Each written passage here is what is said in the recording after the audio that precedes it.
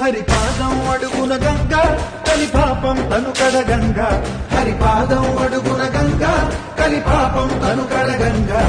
వ్యాసం ఇతిహాసం ఆ వ్యాసుడు ప్రవచించంగా ఘట్టం గణపతిదై కురు చరితము నాయకుడు సామరు అధర్వ శాఖలుగా ఓంకారేశ్వరి శ్రీహరినగరి ఇదిగో రాబదరి వైకుంఠేశ్వరి శివికి నగరి అదిగో మహిమగిరి ఈ కొండపై పాదండగా ఆ విష్ణు పాదమే వెలసింది వేదాలనే విభజించిన శ్రీ వ్యాసపీఠమై విరిసింది అరకనంద